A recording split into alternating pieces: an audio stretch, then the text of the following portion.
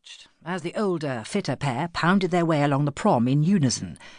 The women's cheeks were barely red, and their running clothes put Lisa and Felicity's make-do efforts to shame. Felicity's eyes followed them. "You know, with the right gear and a bit more practice, that could be us." "So that's a no to the fry-up, then?"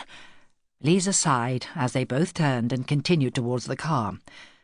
She admired Felicity's optimism, but the way she was feeling, Lisa doubted that daily practice in a Mo Farah boot camp could turn her into a runner. If the morning had confirmed anything in her mind, it was that running was not her thing. Upon reflection, it never had been. She had hated it at school and avoided it as an adult. With her lungs still burning, but the wind making the sweat on her body turn cold, Lisa was finding it hard to remember why she had agreed to go along with it at all. OK, so she had put on a little weight over the festive period, but wasn't that a generally accepted seasonal hazard? After all, December was the month of excess, the time when consuming crystallised fruit-flavoured jellies or a whole chocolate orange legitimately counted towards your 5 a day. But the weight gain wasn't something she was concerned about. Lisa was starting the new year confident the pounds would soon drop off. Being a pet sitter and dog walker, she had an active job. She was eating fewer Chinese takeaways, and she was getting plenty of exercise courtesy of her rather lovely, attentive boyfriend, Nathan. Just thinking about him made her smile. Felicity made an awe sound that caused Lisa to look at her. "I'm so pleased you're smiling. I was worried back there. You might have hated it." "I definitely hated it."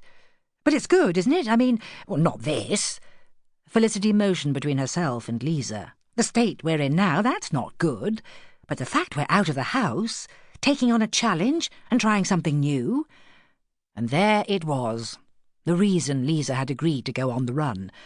Not because she felt the need to lose weight or get fit for 30. Not because she needed a challenge. She was still building her business and had her new relationship with Nathan to focus on. But because Felicity needed those things. Having not always been there for her, Lisa wanted to offer her support, to step up and be a good friend, the way she had been before her time spent travelling and living with her ex-partner Ben had got in the way. But while Felicity continued to talk about how great it would be for the two of them to put their names down for a 5K, Lisa realised she needed to work out how she could continue to step up without stepping out in running gear. The car was a welcome sight. Felicity opened the door and got in, while Lisa took her fleece from where she had left it on the back seat and slipped it on.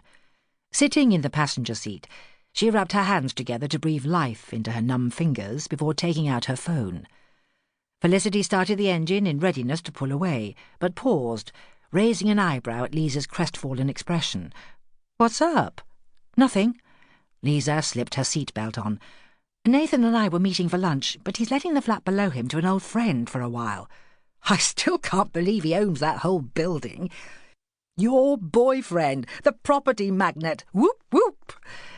Ignoring Felicity's laughter and nudges, Lisa continued. "Anyway, they were meant to be arriving next week, but Nathan says she's turned up a week early." Taking in Lisa's expression, Felicity frowned. "Is that a problem?" "No, of course not. We're going to catch up later." Lisa attempted a smile, put her phone in her lap and put her seatbelt on. "It's all sorted." Felicity checked her mirrors, indicated and pulled out. "Are you sure?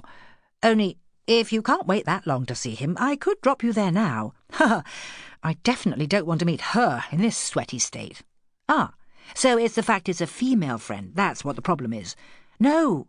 Yes, well, maybe," Lisa groaned, wondering why she had automatically assumed it would be a male friend. "Well, I'm glad that's clear."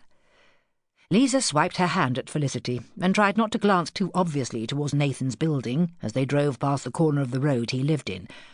"It's just it seems a bit weird, that's all. Meeting friends is always a part of being with someone new, but Nathan's not new, not really. Yet this woman knows him and I've never met her." "Well, that's not surprising when you've only been back together, what, weeks? Couple of months, maybe, depending on when you're counting from." "I know. It's just she's from the time we were apart. 11 years is a long time."